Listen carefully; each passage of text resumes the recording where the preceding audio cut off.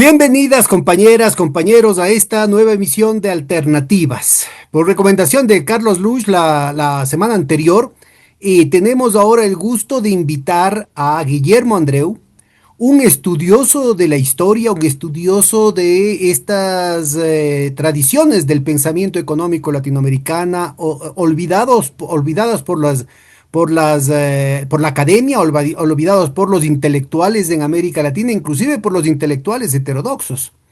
Él me ha pedido que lo presente como miembro del Partido Federal.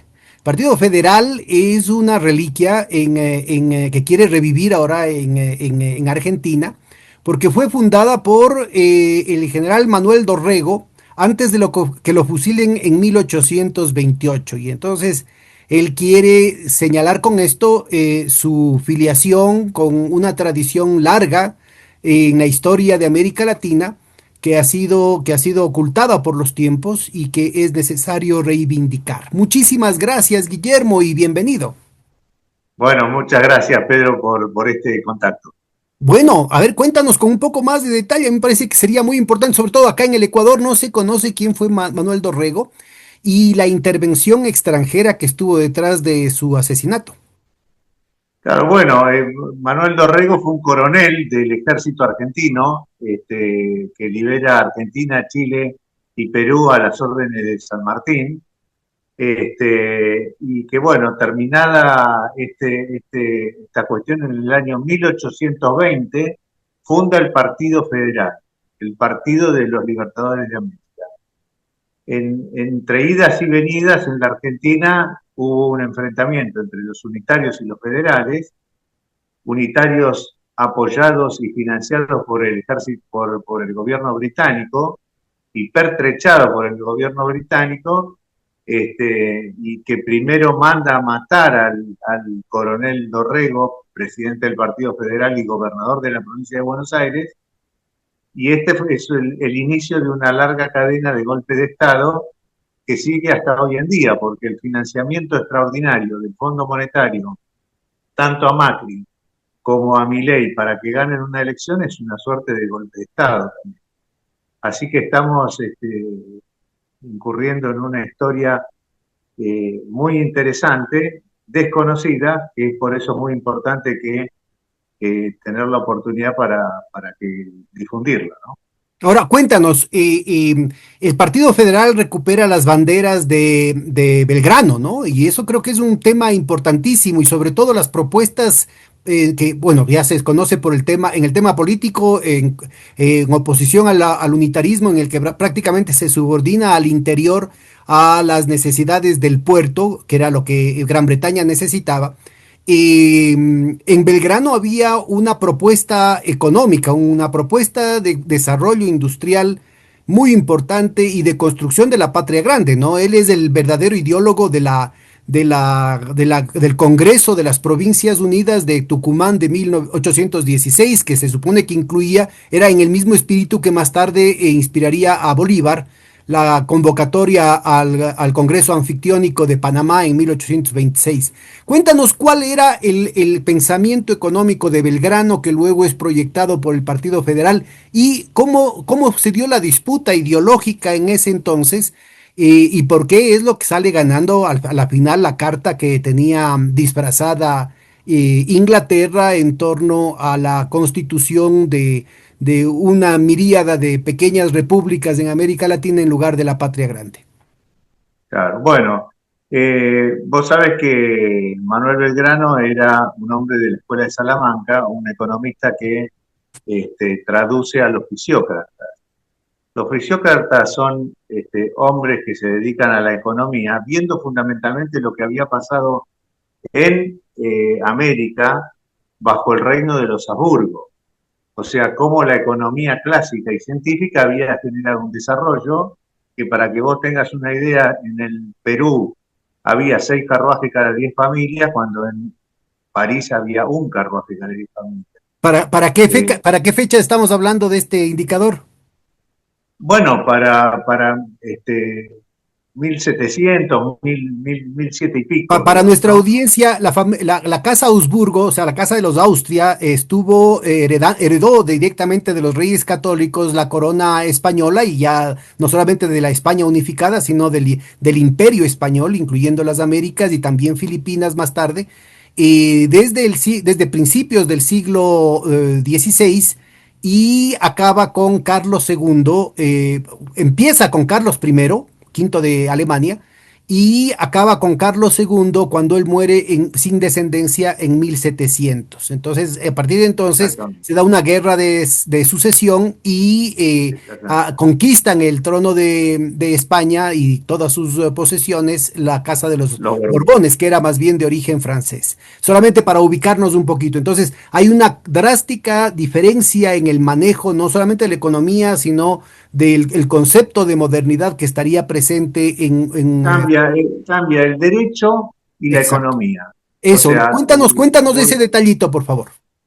bueno, que los Habsburgo, como herederos de la escuela de Salamanca, que era una escuela cristiana, y generaban la economía clásica y científica, donde el principio de los recursos fiscales no son los impuestos al trabajo, la producción y el consumo, como lo es del derecho romano, por eso el derecho romano se lo considera un derecho esclavista, un derecho de barbarie, porque genera desigualdad, violencia, hasta la guerra civil.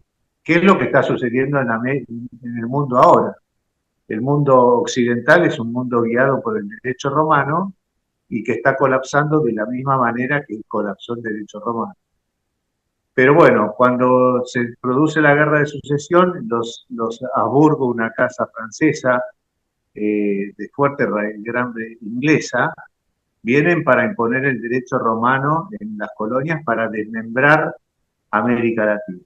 Entonces, las reformas fiscales borbónicas, que son reformas fiscales al trabajo, al aumentos fiscales al trabajo, a la producción y al consumo, generan un desaliento, un descontento en América que empieza con la rebelión de Tupac Amaru y después las revoluciones de Argentina. O sea, es muy importante lo que está pasando, no sé si lo conoces a Marcelo Gullo, un historiador hispanista muy conocido ahora porque está reivindicando la procedencia de España, del Reino de España. Pero claro, él hasta hace poco no hacía diferencia entre lo que fueron el gobierno cristiano de los Habsburgo contra el gobierno romano de los Borbones. Bueno, ahora ha empezado a entrar por esta variante y entonces empieza a, a despejar la maleza para encontrar el verdadero conflicto que ha tenido América Latina, el desmembramiento a través del derecho romano.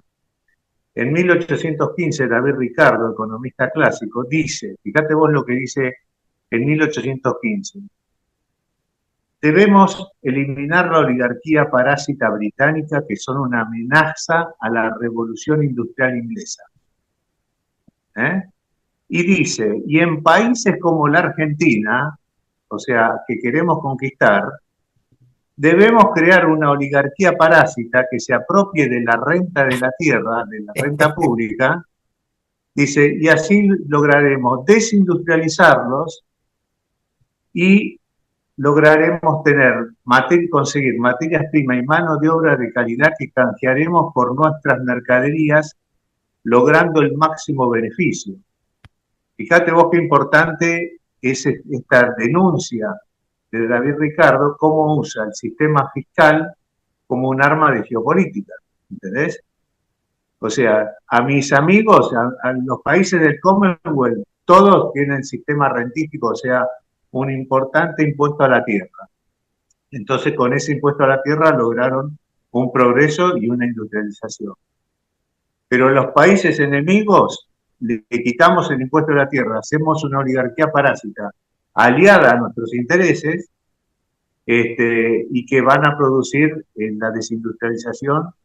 Y bueno, esto fue la lucha constante de América Latina, de la Argentina en particular, porque Argentina ha tenido procesos industrializadores como con Perón, pero después viene la retaguardia. Por eso yo siempre menciono a San Agustín, que San Agustín tiene claro este tema. Dice, la historia de la humanidad es la lucha constante entre la ciudad de Dios y la ciudad del diablo.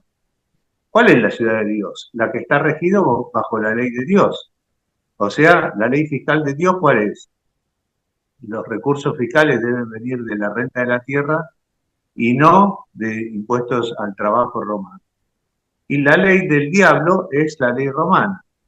Los recursos fiscales deben venir del trabajo, la producción y el consumo, y que la renta de la tierra queda en manos de la oligarquía parásita que se formará en cada uno de los países y que será un problema para el desarrollo, para la igualdad, la libertad, para la justicia y la fraternidad.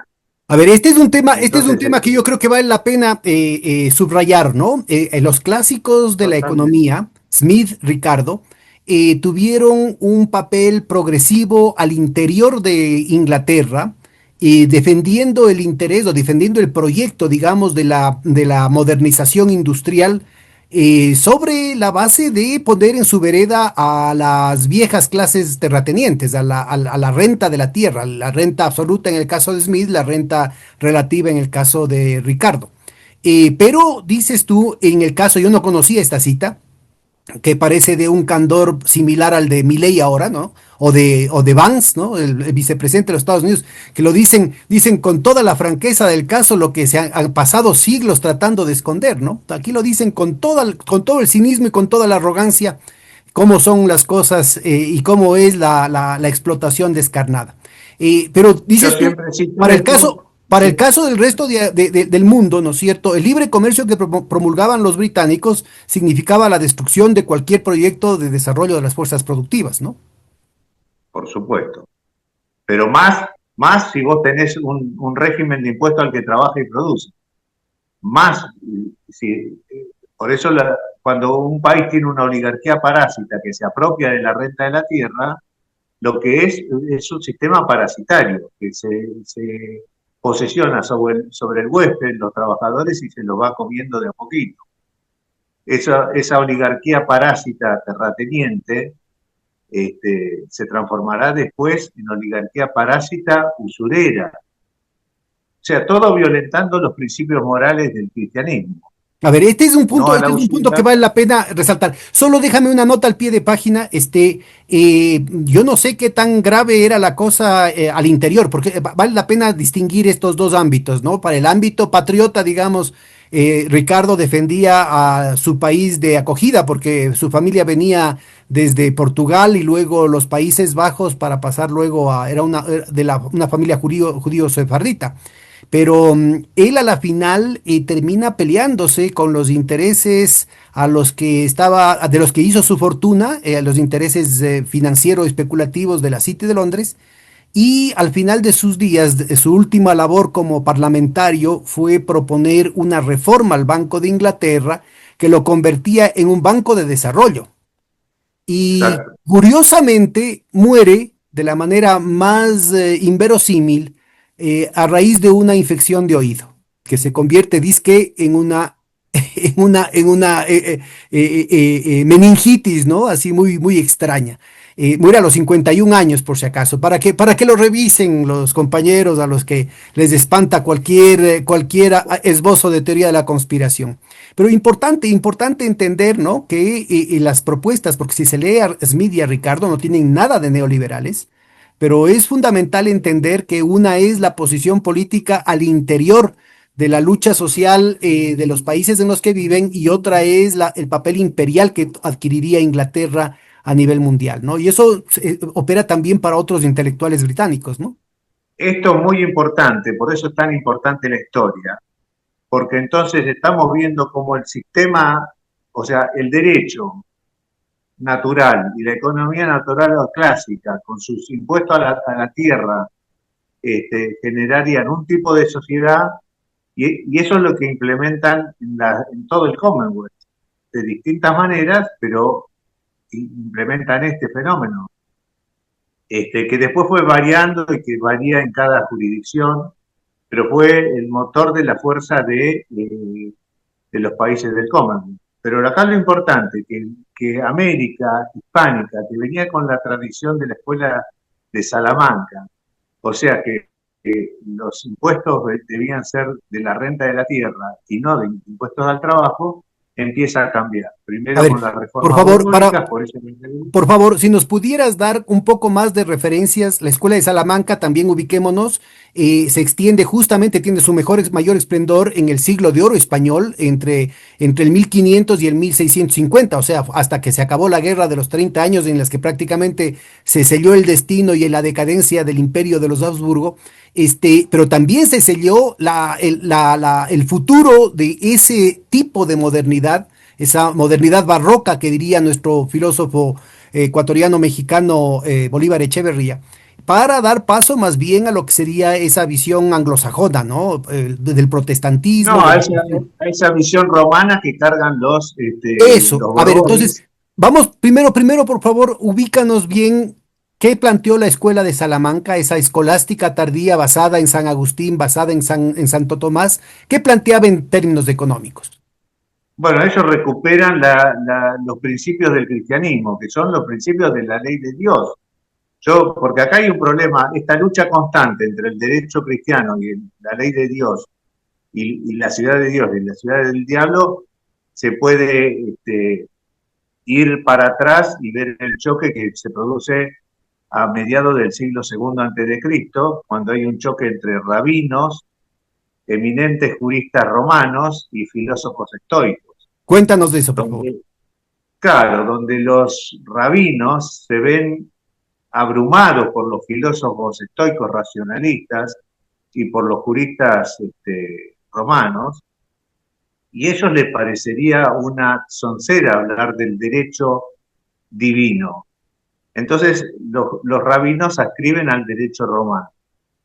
Por eso es que 150 años después aparece la crisis, la dominación de Roma y aparece un rebelde como Jesús y los reta a todos, porque ustedes han desobedecido la ley de Dios y se han adscrito al derecho racional de los romanos.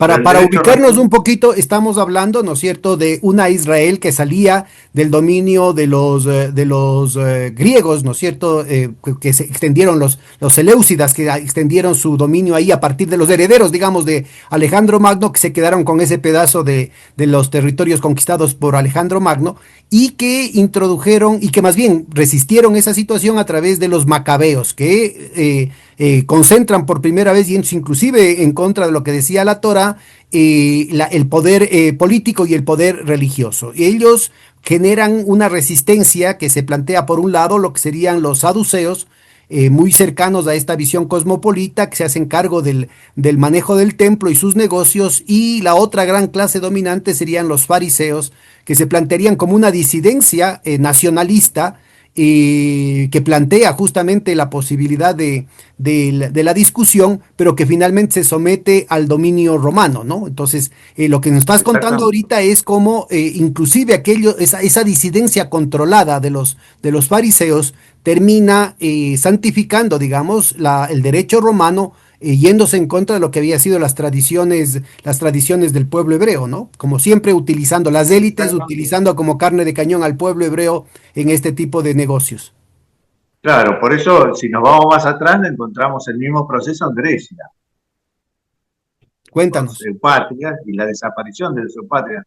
Cuando se van los eupátridas, o sea, los patricios, se retiran del gobierno, se retiran con la renta de la tierra que había financiado el buen gobierno. Y entonces los nuevos gobernantes tienen que hacerse cargo sin fondos, sin los fondos públicos que da la renta de la tierra. Y entonces ahí empieza la decadencia, dice que se llega hasta la democracia como una trampa, que es la misma trampa que estamos viviendo ahora nosotros con la desilusión respecto a la democracia, porque cuando llegó Alfonsín acá, por ejemplo, volvió la democracia, dijo con la democracia se come, se cura, se educa.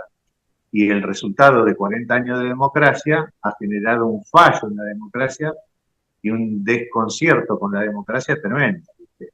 Porque la democracia no es hija del derecho romano, sino que es hija del derecho natural, del derecho cristiano. Entonces, todos los problemas que se están sucediendo en todo Occidente, que está bajo la misma ola. Y acá lo importante es que cuando vos tomás la renta de la tierra, como bien lo dijo David Ricardo, como arma de dominación geopolítica, o sea, al enemigo le pongo derecho romano y régimen de impuestos, y al aliado le pongo derecho cristiano, por lo tanto, sistema de rentas a la tierra. Y entonces eso, el derecho, fíjate vos que estamos viviendo en la época de la guerra irrestricta, donde el derecho tiene una participación enorme, Claro. ¿viste? Pero esto lo que demuestra que es de los griegos, los romanos, los Habsburgos, esta lucha permanente la hemos tenido, por eso San Agustín lo cita esto, viendo la historia desde los faraones, si se quiere. Si querés ir más atrás, la vas a encontrar en los faraones. El mismo conflicto entre el derecho natural y el solo aparente. Y es muy interesante porque el Papa Benedicto XVI, en su último discurso en el Bundestag alemán, dice, ¿cómo hacemos para diferenciar el derecho verdadero, o sea, el derecho natural, el cristiano, el que emerge de la ciencia moral, o sea, de la historia, del solo aparente? ¿Cuál es el solo aparente? Y es el romano, el que Trump llama un mundo basado en reglas. ¿En la regla de quién? Del que tiene el poder. El que tiene el poder genera el derecho y por lo tanto el orden económico que le conviene a ellos. Por eso destruyeron el sistema de rentas para reemplazarlo por un sistema fiscal de impuestos al trabajo, pero también hicieron algo que es tremendo, que es el tema de la usura. Vos sabés que, vámonos más atrás en la historia, en el Deuteronomio dice, no ejercerás usura sobre tu hermano, ¿no? Pero sí podrás ejercer usura sobre el extranjero. Con esto te asegurarás dominar al mundo y que nadie te dominará a ti. O sea, la usura, el sistema financiero es un arma de geopolítica. Si usás el sistema financiero sin usura, entonces estás generando una sociedad próspera. Aplicás la usura y lo debilitas y te quedás con todo. Bueno, motivo que ha pasado varias veces en la historia. Por eso, bueno, y fíjate vos qué interesante, ¿no? Que por eso, para evitar este efecto de dominación geopolítica por parte de la usura, Jesús pone en el Padre Nuestro y perdona nuestras deudas como nosotros perdonamos a nuestros deudores. O sea, el acreedor es responsable de sus acreencias.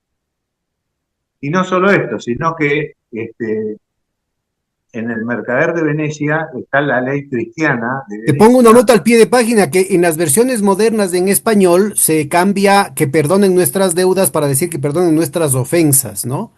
En Claro, arameo, en hebreo, en alemán y en una cantidad de lenguas anteriores, ¿no es cierto?, primordiales, hay una cercanía entre los dos palabras, ¿no es cierto? Hay una cuestión plurisémica que se utiliza para ocultar el hecho que en la tradición cristiana, hasta muy recientemente, se privilegiaba el tema de la vida antes que el tema de la deuda.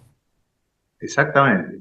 Tan es así que hay una escena en el Mercader de Venecia cuando Shylock le dice, no, tome la libra de carne y cóbrese su deuda a través de la libra de carne. Dice, pero, dice, no, corte más de exactamente lo necesario y que no se derrame una gota de sangre, porque si para saldar una deuda se derramase la más ínfima gota de sangre cristiana, la deuda debe ser condonada. Pero hay más, le dice el juez, que dice, si los extranjeros, cuando usan de la usura para... Entonces, en ese caso, el extranjero serán condonada la deuda y los bienes del extranjero serán confiscados por el Estado. O sea, este principio de endeudamiento externo que tan claro se presenta hoy en nuestras sociedades, estaba severamente castigado por el derecho romano, por el derecho de la iglesia, por el derecho cristiano. Y ya ves que la usura, que era un principio del derecho romano, en la cual la gente se endeudaba y que caía en esclavitud, bueno, es lo que está detonando en este momento con una potencia extraordinaria. Y bueno, y la otra, entonces tenemos el sistema de impuestos, el sistema financiero y el otro es la concentración, el monopolio. Porque el monopolio también hace ganar frutos no trabajados. Por ejemplo, para que la gente, bueno, la gente conoce lo que es el Monopoly por el juego del Monopoly. En el Monopoly, jugando, cuando vos jugás, uno se queda con todo. ¿Y quién se queda con todo? Normalmente que se queda con la banca, se queda con todo. Pero en el juego del Monopoly, la persona que perdió sus posesiones, su pertenencia, se va, se toma un café y listo. Pero en la vida real, que es así el juego del Monopoly, las personas quedan expulsadas hacia los afuera de las ciudades a vivir en villas miserias, a situaciones de esclavitud dramáticas. Bueno, estos tres principios se usan como arma de dominación geopolítica hoy, el sistema fiscal, el financiero y la concentración. Tan es así, tan importante es con el tiempo que estamos viviendo que cuando se produce el problema de la guerra en Ucrania, Nathaniel Rothschild dice, si cae Ucrania, cae la globalización, o sea, la superconcentración imperial estaba buscando otra etapa, que era la superconcentración mundial. Y para eso había que desmembrar a Rusia de la misma forma que desmembraron a América Latina. Lo intentaron en el siglo XIX con Napoleón, lo intentaron en el siglo XX con Hitler y ahora lo intentaron con Biden y Trump. Bueno, cayó, por eso se abre la ventana hacia un mundo multipolar, pero no sin problemas hasta que no se detecten estos tres principios rectores de dominación geopolítica. Oye, me parece muy didáctico este paralelo entre lo que son estas raíces históricas que además corresponden a distintos pueblos, a distintas realidades. Surge, emerge, digamos, de la propia resistencia de los pueblos frente a la opresión de los monopolios, de la tributación basada, la tributación sobre el trabajo, sobre la producción y de la cuestión de la usura.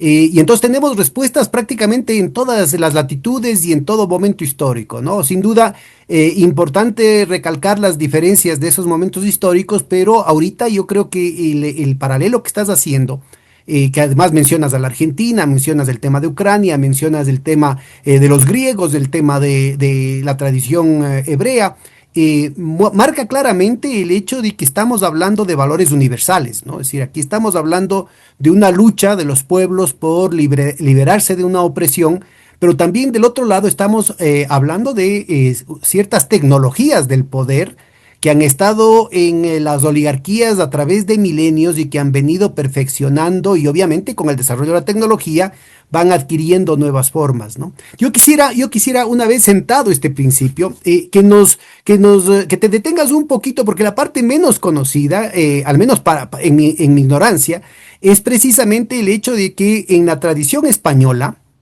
y no solamente a nivel popular, sino que inclusive a nivel de la corona, al menos cuando estuvieron los Habsburgo, la iglesia y el trono estuvieron defendiendo, que supuestamente son los instrumentos fundamentales del poder, estuvieron en algún momento precisamente del lado de esta visión del mundo que favorecía el desarrollo de la vida, ¿no? Entonces, ¿por qué no te concentras un poquito más, unos 10 minutitos, podríamos hablar en detalle de qué planteaban Juan de Mariana, Francisco de Victoria y Mira, entonces pero Juárez?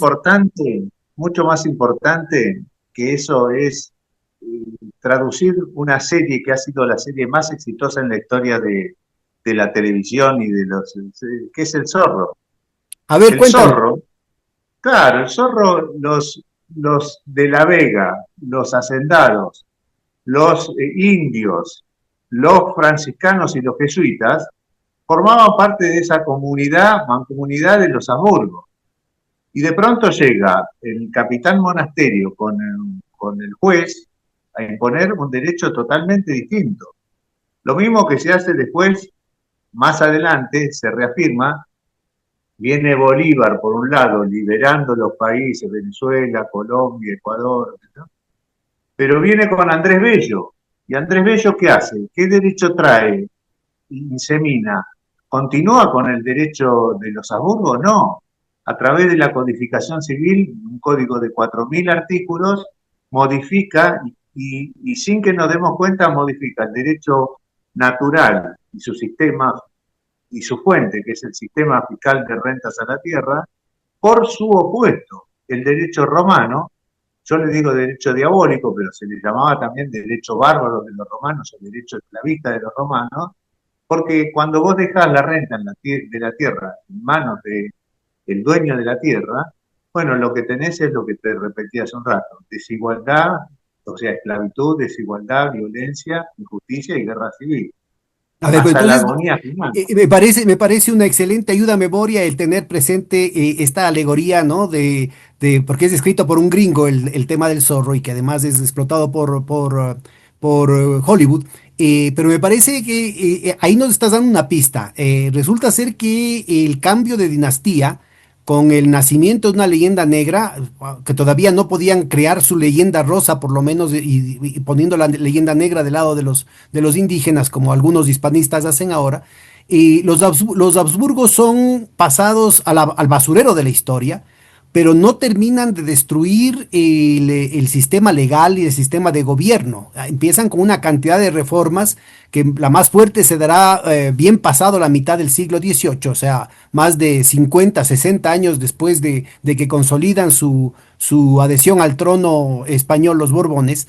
Y parece ser que todavía habían importantes mecanismos del derecho que podríamos dar. Voy a tener que privilegiar tu imagen, Guillermo, por favor. Voy a quitar mi imagen para seguir, para privilegiar la tuya. Entonces, parecería que todavía habían importantes mecanismos vigentes en las costumbres, en los hábitos y en el derecho español que regía también acá en América, ya nombradas colonias abiertamente por los Borbones, como para que tenga que venir después de la República una reforma como la de Andrés Bello, que a través del Código Napoleónico estaría introduciendo de pleno el derecho esclavista romano. Cuéntanos esos detalles. ¿Qué se cambió con el paso de la Casa Habsburgo a la Casa Borbón? Bueno, antes hay un cambio más trascendente, ¿no? Que da origen a este cambio dentro de la monarquía española. O sea, pasó de ser un reino, España, a ser un imperio con colonias, sometidas y sujuzgadas. Pero antes tuvo que pasar ese mismo cambio en el ámbito espiritual. ¿Dónde se lo ve a esto? Bueno, lo acaba de citar Putin, dice, cuando se produce el cisma de Occidente, la iglesia cristiana se transformó en lo opuesto, en romana. Y la iglesia romana, o sea, el cristianismo fue un poderoso movimiento, no solo fue una religión, porque el imperio romano no tenía ningún problema con las religiones del imperio, las concentraba todo en el panteón. Con las religiones no había problema, pero el cristianismo era además un poderoso movimiento de reforma social que venía a minar las bases del imperio romano.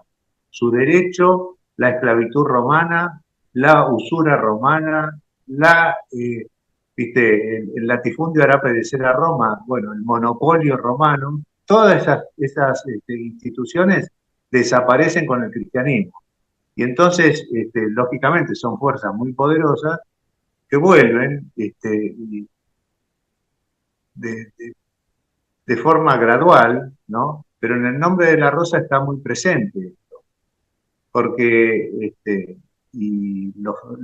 se produce un debate entre franciscanos. Yo preparé una charla, acá vinieron los ingleses de la International Union Land Tax con Fred Harrison a la cabeza, que organizan el primer congreso fuera de estados de los países del Commonwealth, porque ellos creían que el impuesto a la tierra que recoge la corona británica es aceptado en los países del Commonwealth porque la tierra es de la corona, ¿no? igual a lo que decía Belgrano, la tierra es de la corona, por lo tanto hay que pagar el impuesto a la tierra. Y acá se llamó después ley de enfiteusis, que a diferencia de la enfiteusis romana, que era un pacto, un alquiler a largo tiempo entre particulares, acá era un trato entre el Estado y los particulares, ¿no?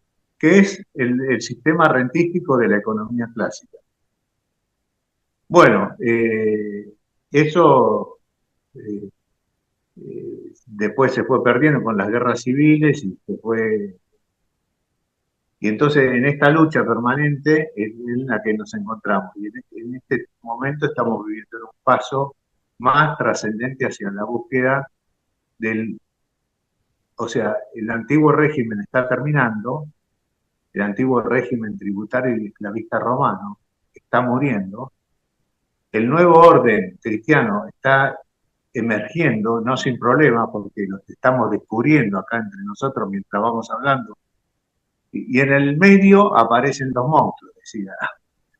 Y estos monstruos son los Milley, los Trump, todos estos personajes tremendos, pero que nos ayudan a ver cuál es el principio del derecho romano. Cuando Ayúdanos a ubicarnos como una referencia para nuestra audiencia, por favor, Guillermo. A ver, una vez que el cristianismo pasa a ser religión de Estado, tu interpretación es que hay una reforma social efectiva que destruye el monopolio, la usura y la tributación de la tierra, digamos, la explotación a partir de la renta a la tierra. Este, en qué encontrarías eso y de qué periodo a qué periodo funcionaría en Roma? Porque a la final parecería que al final no es que el cristianismo logra conquistar al imperio romano, sino que el imperio romano logra conquistar al cristianismo y lo transforma de una teología de la liberación, como fue en sus orígenes, en una teología de la dominación, que se llamaría cristiandad, digamos, ¿no? Y que muchos papas fueron inclusive de las propias familias senatoriales romanas, ¿no? exacto, por eso, ojo, muy importante lo que está pasando con este Papa, que no deja de sorprenderme cada día. Yo le tenía mucha fe. Vos sabés que cuando los ingleses vienen acá, eh, Fred Harrison da una charla que se llama cómo evitar la tercera guerra mundial, y yo le dije, el título debió haber sido Reforma Fiscal para evitar la tercera guerra mundial, pero bueno, no importa. Y a continuación de él, la segunda charla la doy yo, que se llama Las Academias Nacionales y la corrupción de la ciencia económica, del derecho y de la historia. Porque para cambiar la economía clásica de Manuel Belgrano por la anticientífica economía neoclásica, hubo previamente que cambiar el derecho cristiano por el derecho romano. Bueno, ya lo vimos, lo hizo Andrés Bello en Cuéntanos, Andrés la Bello mayoría lo de los hizo desde países. Chile y fue adoptada en todos los países de la Gran Colombia, pero en el caso de Argentina también, ¿a través de quién fue introducido el derecho, digamos, a Fue través del Código introducido a Napoleónico? través de Almacio Vélez Arfiel y en Brasil a través de Fleitas. Pero eso Y ya es a mucho finales del tiempo siglo después, XIX, ¿no? Eso es a finales del siglo XIX. no, siglo XIX, en 1860 se produce la sanción del Código Civil después de la Guerra Civil, Mm. donde te decía que el Ejército Nacional, financiado y pertrechado por los ingleses, vence al Ejército Argentino de los Libertadores de América en una batalla. Y las consecuencias fue la introducción a través de un Código Civil de 4.000 artículos, que se impone sobre toda la jurisprudencia que había de la España, del Reino de España, ¿te das cuenta? Para cambiar de raíz todo. Y muy importante, porque mucho más adelante, hace más o menos unos 80 años, ese código civil, René David, desde su atelier en París, redacta un código civil para Etiopía, sin haber pisado a Addis Abeba. Y es la base de la codificación civil que se impone en el África para dominarlos, someterlos como hicieron con nosotros. ¿Entendés? Bueno, esto los africanos no lo saben, porque nosotros creemos que el derecho romano es un derecho de civilización. Y yo leyendo a Douglas North, que habla del derecho romano como un derecho de barbarie, este hombre, ¿qué está diciendo? Porque uno dice, Alberti dice, civilización no son los barcos y los puentes. Civilización es el derecho a la vida, el derecho al trabajo, o sea, a ser dueño del fruto de su trabajo, o sea, no impuestos al trabajo, y bueno, este, entonces el derecho romano es el que ataca al que trabaja y produce. En la película de Wall Street, Te entendí, antes de Gordon que Gekko, entres en lo de la película, disculpa Guillermo, te entendí bien, decías que Douglas North critica al derecho romano. claro, ese fue el primero que yo leí, pero cuando yo leo después Alberti dice cosas pero tremendas. En la primer presentación de mi blog está la crítica al Código Civil y dice cosas como esta. Para explicar el derecho moderno de la Constitución Argentina, Constitución para la Confederación Argentina, Alberti redacta un tratado de economía pública, o sea, cuál es el principio de los recursos fiscales, se llama sistema rentístico. Entonces, pero para explicar en su crítica al Código Civil, intentando de que no se vote el Código Civil, dice cosas como esta. El derecho moderno de la Constitución argentina escapó del todo las trascendentes miras del derecho romano, que degradó el trabajo hasta hacerlo digno del esclavo, y realzó el robo y el latrocinio político como fuente genuina de la propiedad. Entonces yo cuando leo eso y digo, ¿qué está diciendo este tipo? Tremendo. Porque claro, el derecho romano se impone en la Universidad Argentina desde su nacionalización y nuestros abogados y economistas no conocen otra cosa que el derecho romano y creen que es un derecho de civilización. Y pasará lo mismo en Ecuador, con toda lógica. Y esta es la matrix que tiene opreso al mundo civilizado, ¿viste? Que mantiene a todos nuestros pueblos en barbarie. Entonces tenemos una gesta por delante muy parecida al cristianismo, con muchas más armas, y creo que el personaje, el papa este que tenemos de papa ahora, Cuéntanos, puede cuéntanos, ser, qué ha hecho el Papa León XIV? no, a mí me llama la atención las homilías que hace, la categoría que tiene y el espíritu revolucionario, pero lo tenés que escuchar, no sé si lo has escuchado. No, El realmente, otro, realmente he leído sobre él, pero no le he oído las homilías. no, no, Ahí no, lo que veo es tremendo. que continúa la guerra, pero implacable de la extrema derecha, incluyendo algunos hispanistas en contra de los papas, ¿no? Incluyendo el propio al Papa Bergoglio y ahora al Papa León XIV.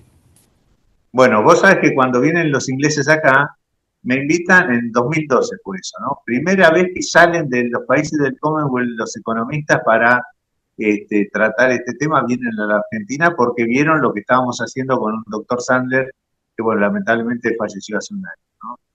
Y me invitan para dar una charla y yo digo, bueno, te voy a preparar debate sobre la pobreza en el siglo XII, en la Edad Media, entre benedictinos y franciscanos, o sea, el nombre de la rosa. A ver, Y en el nombre de cuéntanos con la detalle rosa, eso.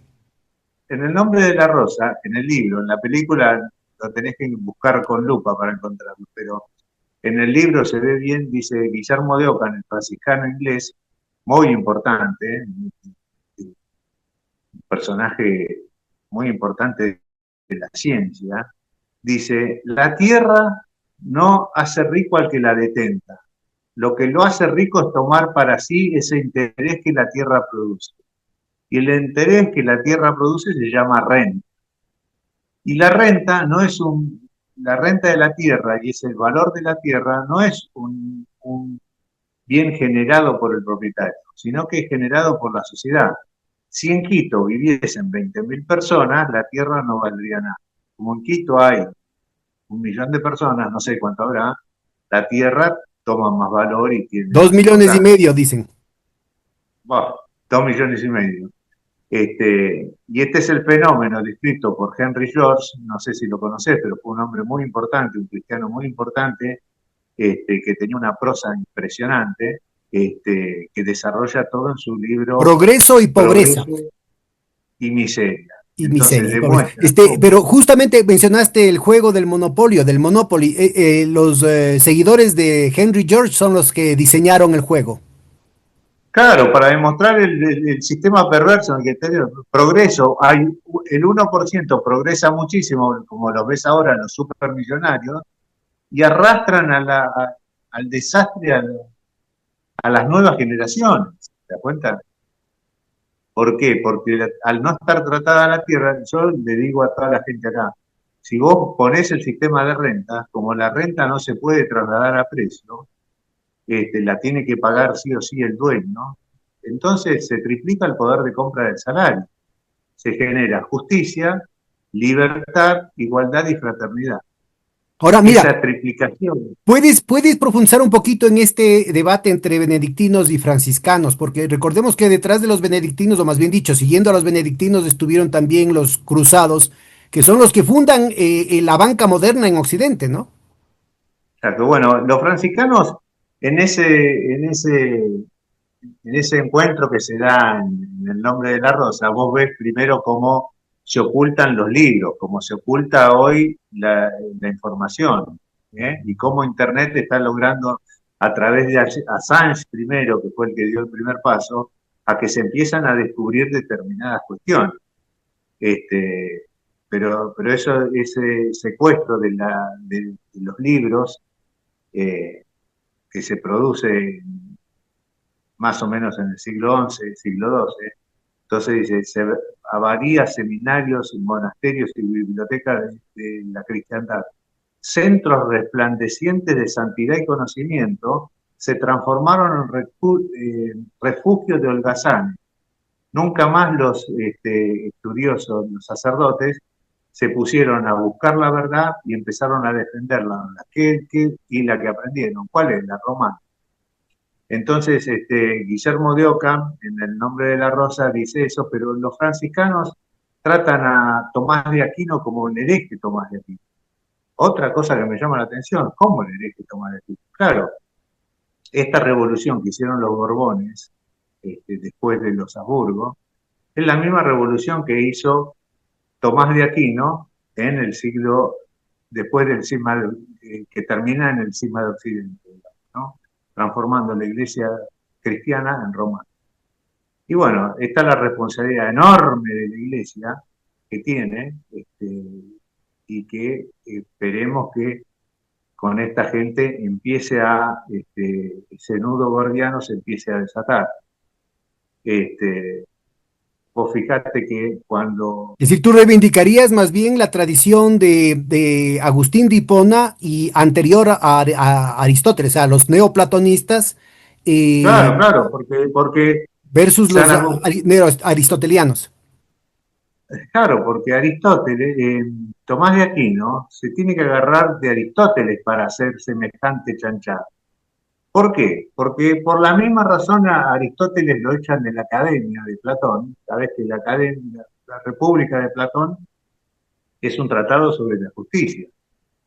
Y entonces Aristóteles le crean el primer think tank neoliberal, que se llama Liceo, para que justifique a través de la razón, no de la ciencia moral como lo hacía Platón y Sócrates, sino a través de la razón, la idea esta por eso en el libro Ética a Nicómaco, el libro sobre la justicia se llama Justicia para los hombres libres e iguales, no para los esclavos, es decir, justicia para los que tienen el poder. Y si la justicia es la creadora de la jurisprudencia, entonces tenemos un mundo basado en reglas. ¿De qué reglas estás hablando? De la regla de los poderosos. Yo hago lo que quiero. Entonces, si no puedo conquistar el mundo entero, como me lo vengo proponiendo a través de la globalización y el mundo multipolar, unipolar, entonces me quiero quedar con Groenlandia, con Canadá, con el canal de Suez y con el Golfo de Costas. Por ahora. Y vienen a la Argentina y con todo, sin que se les mueva nada, te dicen, no, porque Argentina tenemos los recursos del litio, la pesca, el petróleo y son todos muy importantes para nuestra seguridad, te dice Laura Richardson, comandante del Comando Sur, ¿no? Pero lo mismo hacen sobre Ecuador, sobre los recursos naturales, sobre Perú, sobre toda Sin duda, sin duda. esta idea de tratar al otro. Bueno, lograron desmembrarnos, ¿viste? Y eso es lo que está causando todo este desastre. Bueno, pero mira, durante buen tiempo, antes incluso de Tomás de Aquino, tuviste la Iglesia Católica apoyando la intronización del feudalismo, ¿no? Y eso se basaba en justamente la tributación en especie y en trabajo, del trabajo de los campesinos. Entonces, Claro, claro, ahí habría que ver, son más bien episodios muy específicos que fueron rápidamente derrotados, ¿no? claro, claro.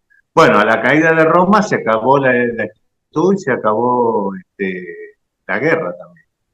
El siervo de la gleba no era un esclavo, era un hombre que estaba adherido a la tierra, o sea, tenía su tierra y le pagaba al señor feudal por la seguridad y la justicia. Bueno, eso funcionó un tiempo. Y cuando los feudos debieron transformarse en ciudades, bueno, ahí ese proceso de, de desconcentración del poder en ciudades, vino los nacionalismos y el nacionalismo generó el proceso inverso. Entonces generaron una Roma en cada lado. Por Mm. eso el otro día vi un video tuyo que estaban hablando del nacionalismo. Pues vos fijate, como te decía, el Ejército Nacional Argentino es financiado y pertrechado por los ingleses. ¿Para qué? Para lograr esa oligarquía parásita que por supuesto, está asociado a los ingleses, para desindustrializar la Argentina. Bueno, el proceso, Alberti dice, la raíz más profunda de nuestras tiranías modernas radica en el concepto greco-romano de patria y patriotismo que nuestras universidades copiaron de la Francia. Este sentimiento, porque el hombre es un ser pasional, o sea, el hombre no es un ser racional, el hombre es un ser emocional. La razón solo sirve para justificar las pasiones. Esto que lo descubre David Hume en investigaciones sobre el conocimiento humano, hoy lo refiere a la moderna neurociencia. Entonces, el hombre es un ser emocional. La razón solo sirve para justificar pasiones. Por eso es tan peligrosa la razón. Y la razón no ha dejado de crear monstruos. ¿Entendés? El peligro de la ilustración ha sido Ahí no. están los dibujos de Francisco de Goya, ¿no? Ahí están unos grabados, pero terribles. Los sueños de la razón devienen monstruos. Exactamente. Bueno, yo no sé si vos viste la película Las sombras de Goya, que es espectacular. No, no, no la he visto. ¿Con quién? ¿De Ah, no, quién? no, las que te tenés que ver porque toda la transición, porque digamos que Tomás de Aquino, para introducir el derecho romano en el cristianismo, se tuvo que valer de la Inquisición. La Inquisición y meterla a sangre y fuego. Este fue el fenómeno de la Inquisición, por eso la Inquisición se traslada al Perú, en Ecuador creo que también, en Argentina hacen un desastre también, para volver al derecho romano. Y Jorge Amado decía, a la caída de Roma, la Iglesia Católica la reemplazó, ¿entendés? Bueno, estos son los golpes que hay que dar ahora, pero hay que hablarlos con todos. Yo vos sabés que tengo gente que tiene miedo cuando se dicen estas cosas, ¿no? Bueno, son Este, interpretaciones que es necesario argumentarlas para poder debatirlas, pues, ¿no? Inclusive aquellos que tienen no, otra interpretación. hay que mencionarla para que sea tratado. Entonces yo lo menciono. ¿Para qué? Para que sea tratado. Vayamos, entonces, estudiosos como vos, Con una mediación que es muy importante, porque hay que ir a leer. Después de que tú las mencionas, hay que ir a leer y hay que volver a ver las películas para por corroborar o para supuesto, criticar, ¿no? por supuesto, pero acá hay toda una realidad histórica. Me encanta San Agustín, es más, hoy le hice ver la película de San Agustín porque San Agustín era un delincuente total como la mayoría de nuestros políticos. Charlatanes absoluto era San Agustín. Y gracias a su madre, la existencia de su madre y el choque con Ambrosio, el obispo de Milán, se transforma en ese monstruo que fue Milán. Y te decía que el Papa da unas charlas impresionantes, pero el otro día dio una sobre las abuelas. Y vos decís, ¿qué puede hablar de las abuelas? Bueno, como pilar fundamental de la iglesia. Las abuelas que rezan por sus nietos que no encuentran el rumbo, que se han perdido. Que imagínate que son todas, ¿viste? Porque la situación que estamos viviendo, yo siempre digo esto para que tengas una idea. Mi abuelo compró, donde yo vivo se llama Citibel, ¿no? Compró un terreno en Citibel por 100 cuotas de $1. Y se hizo una casa gigante. Mi abuelo, que era ingeniero. Tuvo 24 nietos. Yo me compré el mismo terreno por $30.000. ¿Ya? Me hice una casita más o menos. Ahora a mi hijo, ese mismo terreno le cuesta $160.000. ¿Dónde está mi hijo? En España. ¿Dónde está mi hija? En Australia. Trabajando de esclavo. Porque, bueno, fíjate vos cómo se da vuelta la Argentina. Ahora, si la tierra estuviese tratada, entonces habría tierra, por eso se llama libre tierra, el libro de Henry John, de Silvio Gesell, porque cuando vos tenés la tierra tratada, siempre hay tierra para las nuevas generaciones y para la gente que viene a habitar tu suelo. ¿Te das cuenta? Y la tierra mantiene una relación, el factor de producción tierra con el factor de producción trabajo. Y si ya te estoy diciendo que se triplica el poder de compra del salario, entonces te estás dando cuenta de eh, que venga a nosotros tu reino. Yo siempre, muchas veces cierro eso, porque las palabras de cuando Jesús se increpa a los fariseos y a los rabinos, ustedes no dejan, no entran al reino de los cielos ni dejan que otros entren. Y lógicamente, el derecho romano mantiene a las masas en una situación tremenda. En la Argentina eso se ve muy claro, porque el fenómeno es que cuanto más progreso hay, más miseria se crea. Entonces vos tenés Nueva York hoy en la ciudad que más está representando esto, donde hay más pobres, más millonarios y más multimillonarios del mundo, ¿no? Y esa, la desigualdad, ¿qué es? El camino a la violencia de la guerra civil. Por eso Estados Unidos está, cuando viene Fred Harrison hablando de que va a haber una guerra mundial, yo le digo, no, Fred Harrison, no va a haber guerra mundial porque para que haya guerra mundial tiene que haber monopolio absoluto de los medios de comunicación y eso ya con Internet no es posible. Acá lo que va a haber es guerra civil en cada uno de los países y no se va a poder trasladar, porque antes cuando había guerra civil en Francia y en Alemania, armaban una guerra contra ellos y es lo mismo que nos pasó acá en Argentina con la guerra de Malvinas. Los ingleses estaban con problemas en una tensión de civilización muy grande, nosotros la dictadura militar se caía a pedazos y el general Galtieri armó una guerra en 5 minutos, invadió Malvinas y la misma gente que el lunes pasado lo que fue a la plaza para matarlo y derrocarlo, ahora lo victoriaba y lo comparaba con San Martín. O sea, fíjate vos la importancia que tiene la guerra, Lo lo mismo fácil que... que es que la gente caiga en estas trampas, ¿no? Permíteme Bueno, que retornemos un poquito, Guillermo, que retornemos un poquito al tema este de la colonia y la cuestión de cómo se va, digamos, o sectores de la iglesia van siendo portadores de este debate. Y no sé si nos pudieras ubicar en un mapa cuál fue el debate ya de la iglesia en América Latina, la iglesia en la América iberoamericana, digamos, ¿no? En América Ibérica, entre las distintas denominaciones religiosas. Los jesuitas, tú reconocerías en las misiones jesuitas ese planteamiento ese planteamiento, digamos, del derecho humano, del derecho de la ciudad de Dios. ¿Verías en los franciscanos una propagación de eso o ya se va corrompiendo en las distintas órdenes no, no, religiosas, se va vos lo corrompiendo el decís, mensaje? vos lo decís muy bien. Y siempre es bueno usar lo que tenemos a la mano, ¿no?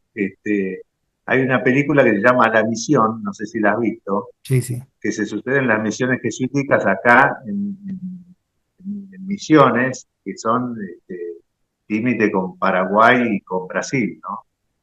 Y entonces ahí vos tenés como, viene una orden de la iglesia, del Papa, de terminar con las misiones jesuíticas. ¿Por qué? Porque las misiones jesuíticas estaban basadas por los jesuitas y el resto de América por los franciscanos, con los mismos principios, y le daban el poder a los nativos, a los dueños de la tierra. Y entonces, ¿qué hicieron? ¿Qué hicieron por orden del Papa? Eliminar y extinguirlos como lo mismo que hicieron con los gazatíes ahora, está haciendo los judíos con los gazatíes. Un aniquilamiento total. Eso después se hace en el libro, se ve en el libro Argentina por antonomasia, que es cómo se persigue al gaucho argentino, se le quitan las tierras, lo mandan a la guerra a matar y quedan sus mujeres sometidas a esclavitud y sus tierras son acaparadas por esta oligarquía parásita que se apropia de todo. En el, Bueno, en el en el Martín caso de las Fierro, ¿no? misiones, ¿eh? En el Martín Fierro. En el Martín Fierro, exactamente. Ese es un cuento de poemas que grafican este fenómeno, cómo fueron robados los gauchos nativos, enviados a guerras inventadas para aniquilarlos y quedarse con las tierras. Oye, Bien, la pero oligarquía. resulta, acá en el caso de lo que yo había leído, inclusive en Enrique Dussel, hay una complicidad entre franciscanos y dominicos, y los dominicos eran los portadores del tomismo. ¿Cómo conciliarías tú Bueno, esta situación? Más bien eran del otro bando estaban los jesuitas, ¿no? Es decir, había una bueno, coalición de franciscanos y dominicos contra los jesuitas. ¿Cómo? vos fíjate que los franciscanos, en el nombre de la rosa, tratan a Tomás de Aquino como un hereje Mm. y a Juan XXII como el antipapa, ¿viste? Y eso me llamaba la atención.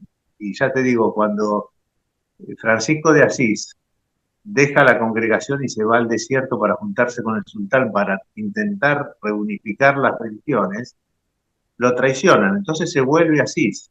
¿Y qué pasa? Fíjate vos lo que dice Francisco de Asís, dice, llega y habían transformado la capilla en una biblioteca. Al que él le había dejado encargado se murió sorpresivamente, ¿no? Y el que lo suplanta, transforma la capilla en una biblioteca. Y Francisco dice, no, biblioteca no, un solo libro, la Biblia. Y entonces el encargado, ahora me va a salir el nombre, le dice, bueno, hemos decidido que la congregación ha crecido mucho. Entonces hemos decidido tomar propiedades para financiar la, La orden. el- la orden. Y entonces le dice, no, le dice Francisco de Asís, está prohibido por los evangelios. ¿Cómo vamos a violar la ley de Dios? Si violamos la ley de Dios, recibiremos la ira de Dios. Y esto es muy importante porque entre la violación de una ley moral y las consecuencias, el tiempo es tan largo que la mente ingenua no llega a percibirlo y relacionarlo. No Cambiaste encuentra la ley moral. causalidades. Exactamente, ¿por qué? Porque, o sea, si yo normalmente vos cometés un cambio en cosas y las consecuencias son inmediatas. Pero con las normas morales, es más, hay un tiempo que parece que funcionan, ¿viste? Y seguramente, y fíjate vos que con los Borbones estaban todos chochos, porque decían, qué bárbaro estos Borbones, cómo administran, mirá cómo recaudan impuestos. Y estaban contentos porque ahora no más reino. Fíjate vos que Carlos I y Carlos, o sea, Carlos V de Austria, le dice al rey de Francia, yo tengo un imperio donde no se pone el sol y a los españoles, a los cabildos, no le puedo sacar un billete. O sea, él reinaba, pero no administraban cada una de sus comunas. Y entonces viene la Casa Borbónica y Había toda una empieza a hacer estructura polisinodal que después los Borbones centralizaron y prácticamente desmantelaron, ¿no? exactamente, exactamente. Y entonces todo lo que parecía el triunfo por el orden y la cantidad de impuestos que estaban recaudando generaba el descontento y el atraso de los virreinatos después devenidos en colonia, sometidos. Entonces, por eso es que la Revolución Francesa se basa en que los franceses ven que la administración de los Habsburgo en América era fabulosa y quieren replicarla a través de qué? De la economía clásica. Este, hagamos lo que hacen los peruanos, hagamos lo que hacen los argentinos, hagamos lo que hacen los mexicanos. A México ese era dato una no lo sabía. maravilla. ¿Y a quién tomaban como referencia? ¿Qué autor? Bueno, yo no sé, pero bueno, Cuesnet era uno que era, en realidad era médico, porque acá, viste, yo soy ingeniero. Mm. La primera charla que doy en la Facultad de Ciencias de Derecho, yo di 8 charlas en la UBA, el que me presenta me dice, este hombre, dice, va a hablar de unas cuestiones del derecho que si hubiese estudiado en esta casa no los podría ver jamás. Dice, y claro, ahí me viene la de guía ciego, que Jesús dice, ¿viste? Yo he venido a este mundo a dejar todo en claro, de manera que el que no pueda ver, vea, y el que tiene presunción de ver, quede ciego. Bueno, esto me pasa a mí con la mayoría de los economistas que me dicen, ¿de qué estás hablando? ¿Qué es esto de la renta? Somos el único país en el mundo que institucionalizó para explicar el derecho moderno. Alberti redacta un tratado de economía pública, sistema rentístico. Bueno, nuestros economistas no saben de qué se trata, pero no saben, no se lo menciona ni se lo trata, o sea, ni siquiera como curiosidad histórica, digamos, che, hubo un tiempo en que acá se hizo tal cosa, veamos, no, se oculta. Tan es así que tengo una discusión en un simposio con Martín Lustó, Guillermo Lustoegui, el padre de Martín Lustó, que después fue ministro acá en la 125, y que era director de la Universidad Internacional de la Florida.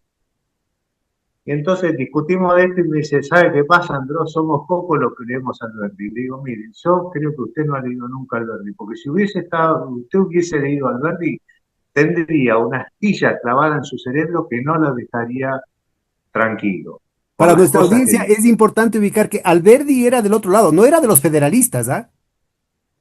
No, no, no, era un hombre del federalismo. Sí, sí.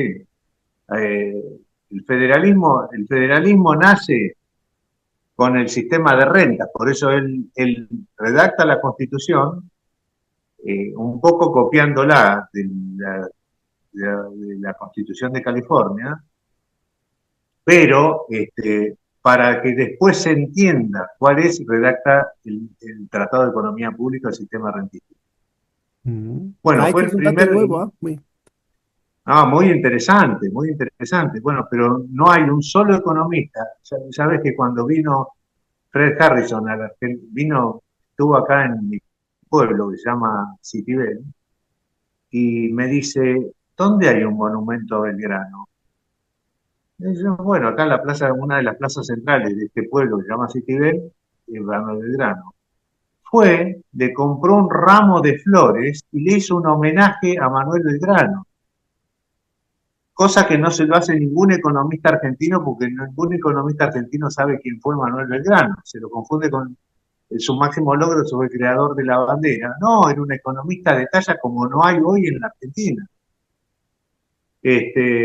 Así que eso yo quedé impactado, pero lo junté con el presidente de la Academia de Ciencias Económicas. Y tenemos una reunión y cuando termina la reunión sale espantado y me dice, este hombre no sabe quiénes son los argentinos. Un inglés me dice, ¿no? Esto es lo que te estoy diciendo.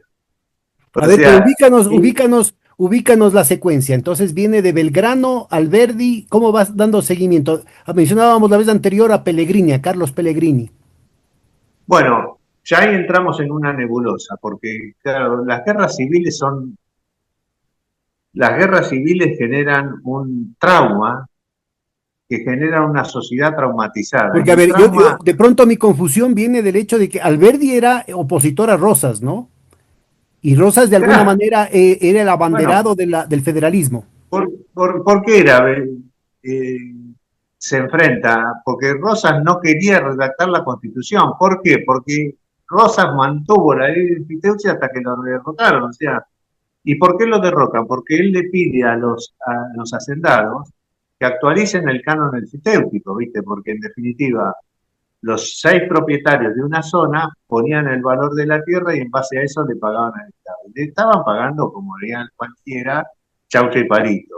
Entonces Rosas los increpa para que paguen en serio, que actualicen el valor y eso les cuesta el derrocamiento. Para nuestra audiencia que Pero no se asuste con la palabra enfiteusis, acá en el Ecuador creo que solamente los abogados hablan de enfiteusis. Estamos hablando de el impuesto a la propiedad. no, a la tierra, Sí, sí, a la a la propiedad de la tierra, no tierra, a a la la propiedad propiedad. de la tierra, la propiedad rústica, Pero digamos, ¿sí? bueno, porque la propiedad se confunde con lo edificado y lo edificado es capital. ¿Te das cuenta? De acuerdo. Entonces hay que Hablamos, diferenciar. El aquí en el capital Ecuador no se habla de está la en propiedad el impuesto. rústica. Para acordarnos, aquí en el Ecuador es el impuesto a la propiedad rústica. Exactamente. El impuesto a la tierra hace que las nuevas generaciones tengan un fácil acceso a la tierra y entonces no tendríamos este desorden social que tenemos una generación que, ay, no se casan los chicos. ¿Y cómo se van a casar si no pueden tener casa? La casa es el centro de la célula básica de la sociedad, que es la familia. Entonces, cuando vos dejás a las nuevas generaciones sin acceso a la tierra, lo que estás haciendo es el desastre que se está haciendo en Europa, donde los españoles tienen que importar inmigración del A ver, África el para que argumento la económico que está haciendo Guillermo para nuestra audiencia, vamos un poquito más despacio, Guillermo, es que si es que el terrateniente, el que tiene la posesión de la tierra, tiene que pagar por la unidad, o sea, por cada metro cuadrado, por cada hectárea, entonces solamente le va a interesar pagar, le va a interesar quedarse con aquella extensión que efectivamente está haciendo producir, con aquella extensión que efectivamente lo está trabajando y no con toda la tierra como monopolio del recurso, que es lo que sucede ahora con propósitos rentistas. Entonces, exactamente, si es que eso sucede, el mercado de tierra se vuelve mucho más activo y por tanto los precios de la tierra bajan. Ese es exacto. el Pero ojo, fundamento vos de estás que la hablando gente de, tenga acceso a comprar un pedazo de tierra, sea para trabajarlo agrícolamente o en el medio urbano para construirse su casita, ¿no? claro, acá el conflicto más grande no está en la tierra rural, que por supuesto está el problema, el 80% de la tierra rural en Argentina se alquila. ¿Por qué? Porque son todos, es la oligarquía parásita, se montan sobre eso, extraen esos recursos y no trabajan ni producen durante generaciones. Por eso se les llama parásito. Este, pero ojo, es más importante los efectos que tiene sobre la tierra urbana, porque la tierra urbana, fíjate vos lo que está pasando, ¿no? ¿Qué hace Bill Gates con la plata que recoge de sus ganancias con el sistema, con Internet y con todo esto? ¿Qué hace? Compra tierra. ¿Ah, sí? Así que compra tierra, sí. ¿Y BlackRock qué hace? Y Black Stone compran viviendas. ¿Ah, sí? Qué lindo, qué interesante, ¿no? ¿Por qué? Porque se apropian de toda la renta. Si tuviesen que pagar un impuesto a la tierra fuerte, entonces no sería negocio comprar tierra para especular. Entonces, ¿qué pasa? Los norteamericanos que quieren vivir más o menos se van a vivir a México. ¿Por qué? Porque los alquileres han subido de una manera, no sé si vos tenés idea de lo que está pasando con los alquileres de Estados Unidos, es un desastre, igual que en la Argentina, igual que en Brasil, que en todas partes. Y entonces, ¿qué pasa? El mexicano que vivía en su barrio, de pronto el barrio cambia de categoría y tiene que ir a la periferia. Bueno, es exactamente Y lo que ese, está pasando acá. Entonces, permíteme hacer un paralelo para no perdernos, ¿no? Entonces, así como pasa con el tema del impuesto a la propiedad rústica, que se valora a 4 reales para no pagar impuestos, ¿no? Claro, el momento de expropiación o el momento que toca vender, ahí sí o se le trampea porque aquí cobran básicamente los municipios eso, se le trampea al Estado, cualquiera sea el representante, ¿no? Pero el rato de vender, ahí sí se capitaliza ese tema de la tierra. Y lo que es más importante es que son los bancos, lo que a través de los préstamos terminan apropiándose de esa parte rentista del aumento de los precios. Y yo creo que es porque la interesante tierra ubicar, es moneda, porque la perdón. tierra es moneda. que la Claro, tierra es claro, moneda. pero ahí se Eso plantea que vos este vas a segundo punto encontrar. que mencionas tú, que también está pasando acá en el Ecuador, es el tema de la gentrificación, de la gentrificación de las ciudades, Quito, Guayaquil, Cuenca sobre todo, que van expulsando a la gente, sobre todo en el centro, aunque, y con la típica que mencionabas hace un momentito, ¿no? El perro del hortelano ni come ni deja comer. Porque básicamente tienes Exactamente. una cantidad de edificios vacíos, de terrenos vacíos o muy mal utilizados, abandonados en muchos casos o muy subutilizados porque lo están engordando, llamamos acá, para justamente esperar que suba lo que aquí se llama la plusvalía, que no es la plusvalía en el sentido marxista, sino el aumento de la renta de la tierra en el precio. Entonces, Exactamente. solamente Entonces, cuento, además a propósito, cuento un tema que es importantísimo, ¿no? Para que vean que eso puede no tener límites. En el caso de la burbuja que se creó en Japón, en un momento en que Japón estaba adelantando a Estados Unidos, en los años 70, los años 80, hasta que le obligaron, los Estados Unidos les obligaron a arrodillarse y autoinfligirse una depresión que ya dura más de 30 años. El Palacio Imperial, los jardines del Palacio Imperial, sin duda importantes, pero con una extensión chiquita, ¿no? Es decir, una extensión de un par de hectáreas, tenía más valor, el precio era mucho mayor que todo el estado de California, incluyendo Silicon Valley, incluyendo Los Ángeles, California, Los Ángeles de San Diego, San Francisco, toda la zona, digamos, industrial de California, ¿no? Es decir, tal cual. no había ni siquiera un tema de proporción. Y obviamente era simplemente una inflada de la burbuja. Y esto es lo que ha dado lugar a lo que Varoufakis, Yanis Varoufakis, el ex ministro de Economía griego, ahora llama el tecnofeudalismo, es decir, es un nuevo tipo de feudalismo que se basa en estas nuevas formas de apropiación de la renta. Pero bueno, vamos a continuar hablando de eso en algún otro momento. Ahorita tenemos unos pocos minutos y quisiera aprovecharle un poco más a Guillermo para que, una vez hechos estos paralelos, continuemos por favor con las referencias de cómo fue estableciendo, o cómo tú vas uniendo los puntos de lo que podrían ser los referentes de esta escuela del pensamiento del Río de la Plata. Hablamos de Belgrano, hablamos de Alberdi y pusiste un signo de interrogación cuando yo hablé de Carlos Pellegrini. Claro, no, no, esto en definitiva uno va hilvanando de la historia argentina. Yo cuando se produce acá, no sé si vos sabrás que bajo el gobierno de los Kirchner un enfrentamiento con el campo muy grande, entonces la oligarquía parásita Hace referencia, argentina, Guillermo, al hecho de que en algún momento el gobierno argentino quiere poner un impuesto para recibir una parte de la renta que recibían los claro, propietarios y los arrendatarios, los arrendadores de las tierras por el aumento del precio de la soya. Y eso claro, un significó impuesto a la una producción. rebelión abierta antidemocrática de parte de los terratenientes. Exacto. Entonces me contrata la oligarquía porque como yo hablaba peste de los impuestos y de las retenciones, entonces se me acerca en la previa, se me acerca este profesor Sander y me dice, o sea, 50 años profesor de filosofía del derecho y 50 años profesor de derecho civil. Y me dice, Andró, yo usted lo sigo, dice, usted tiene razón, pero de lo que usted habla, de esto no se puede hablar.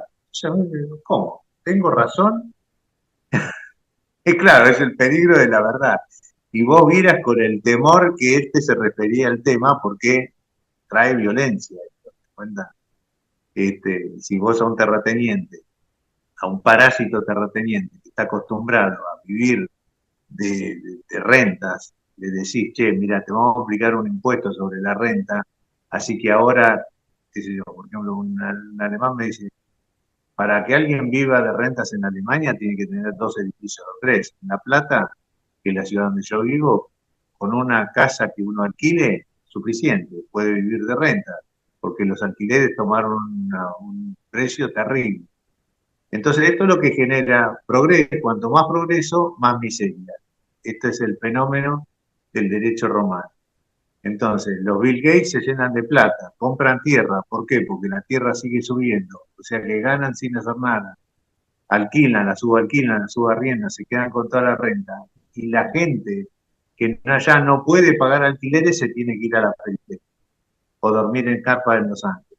Esto Para es un nuestra audiencia decisivo. ecuatoriana sobre todo, cuando, una anécdota personal, cuando al principios de gobierno reformista de Rafael Correa, a mí tuvo la gentileza de convocarme como ministro de Economía y planteamos en una reforma tributaria de finales del año 2007 un impuesto justamente a la tierra que iba creciendo, que no era lineal, sino que mientras más grande era la extensión, iba aumentando muy poquito, en centavos, iba aumentando poco a poco, justamente para generar una estructura de incentivos que promueva el que se saque parte de la propiedad, tanto urbana como rural, de la propiedad rústica, se saque a la venta y pueda dinamizarse un mercado de tierras, rompiendo el monopolio y sobre todo estas actitudes rentistas, acaparadoras y básicamente parasitarias, como bien menciona Guillermo. Y quienes saltaron, porque yo obviamente fui y expliqué cuál era el motivo en medios académicos, en medios sobre todo de intelectuales progresistas, y quien salió a denunciarnos diciendo que esto era peor que la reforma agraria, fue el Claro, candidato de ese entonces del Partido Socialista, León Roldós. claro. Bueno, todo eso pasa porque no hay una información. Entonces, acá el presidente Alfonsín quiso a través de su ministro de Agricultura, que se llamaba Lucio Recas, poner un pequeño impuesto a la tierra. Y vos no sabés cómo lo recibieron en la rural. Lo abucharon desde que entró hasta que se fue.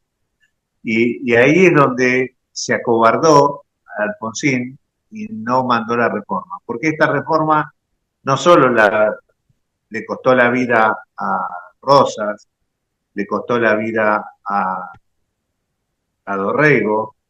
Te recuerdo que mientras lo matan a Dorrego, San Martín estaba viajando para sumarse al gobierno de Estaba a Dorrego. punto de retornar, ¿no? Claro, estaba y llegó a Se Buenos regresa a Aires. Europa de la costa argentina. Claro, entonces llega a Buenos Aires, se entera de que lo habían matado a su coronel Dorrego y entonces no baja del barco. Se va a Uruguay y se da cuenta que lo iban a matar. Si bajaste, matamos a vos también. ¿No te das cuenta? O sea, el sistema engendra una violencia terrible. Y vos fíjate qué interesante, ¿no? Porque hoy el presidente de los Estados Unidos, que está haciendo este desastre a nivel mundial, es un especulador inmobiliario. Ha vivido y ha hecho su fortuna en base al aumento del valor de la tierra.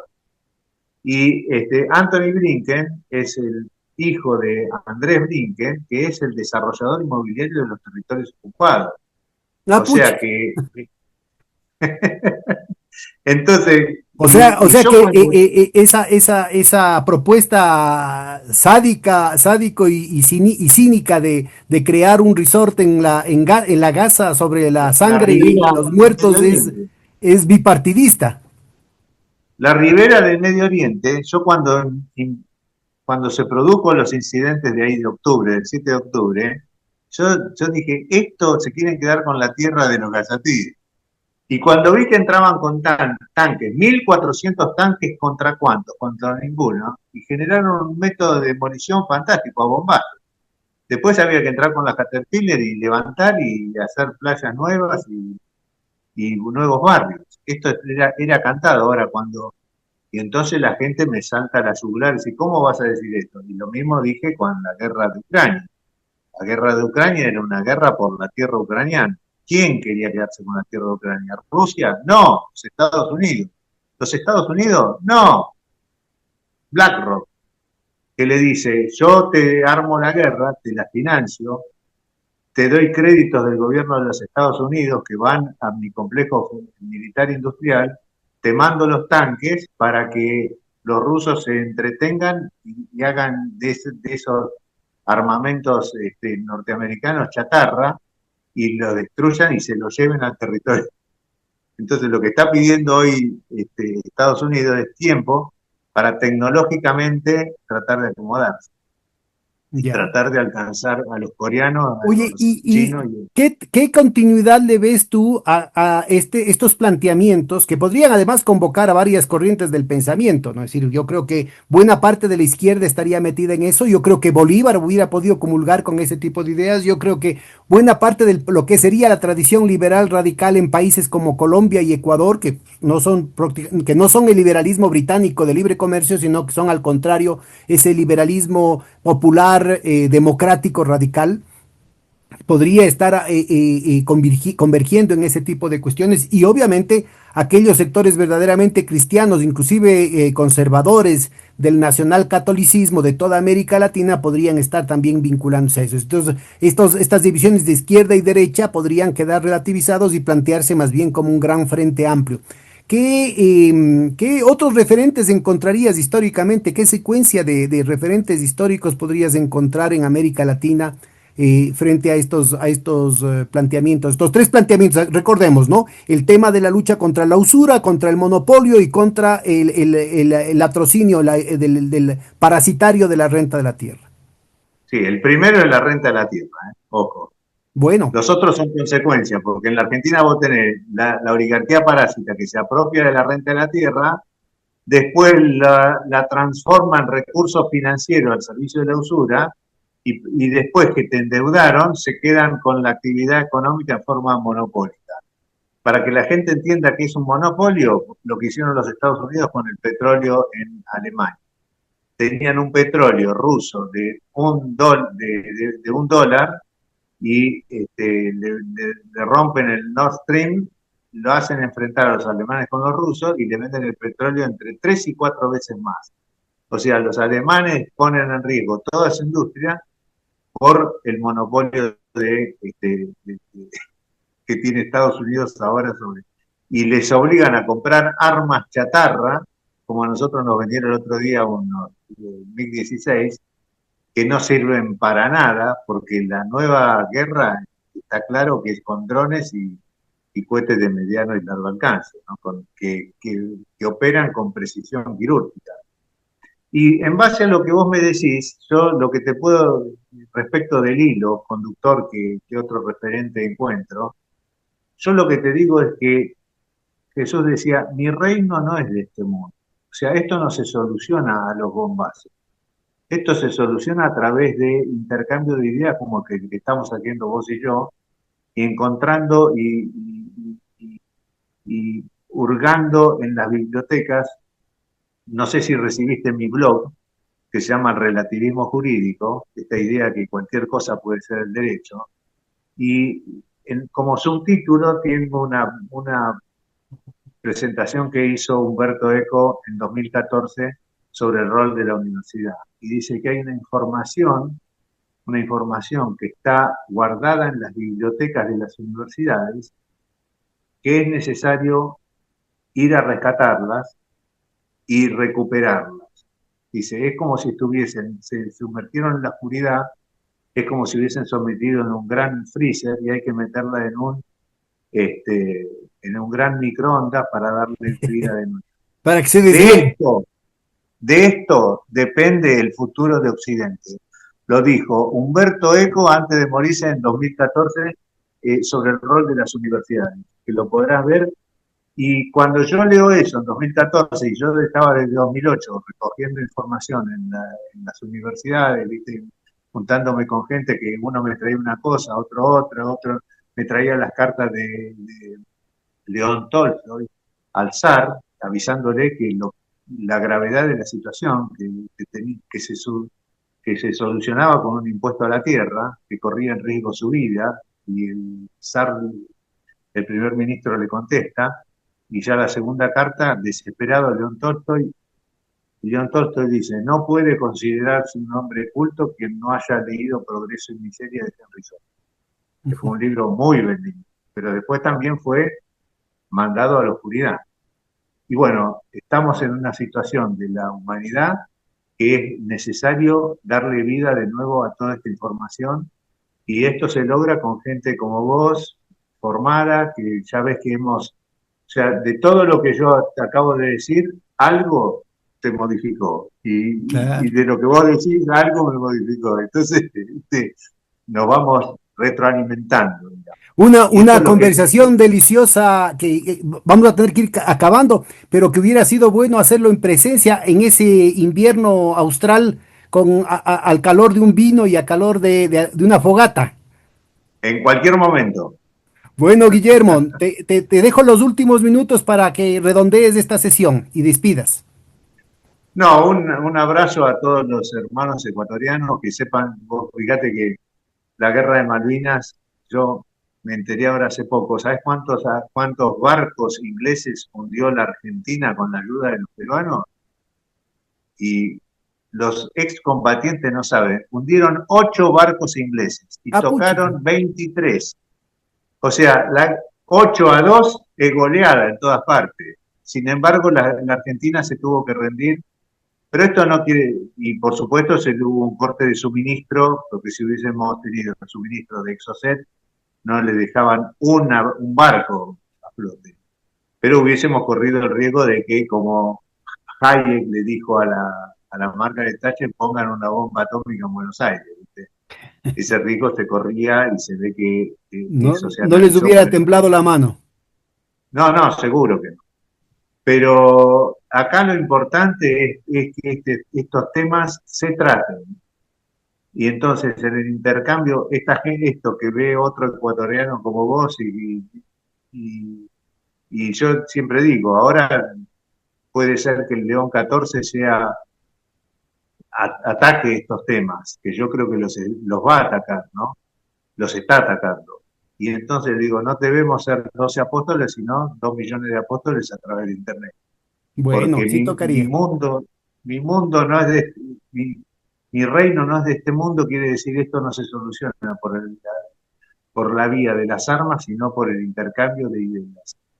La verdad es la que nos hará libres. Entonces tenemos que llegar al orden jurídico, económico, fiscal, financiero, este, correcto. Y para eso tenemos que recurrir al cristianismo. Bueno, Guillermo, te mando un gran abrazo. Muchas gracias y de nuevo, una deliciosa conversación. Ojalá podamos darle una consecuencia muy pronto. Cuídate mucho. Estoy a tus órdenes, Pedro. Un Chaito. abrazo.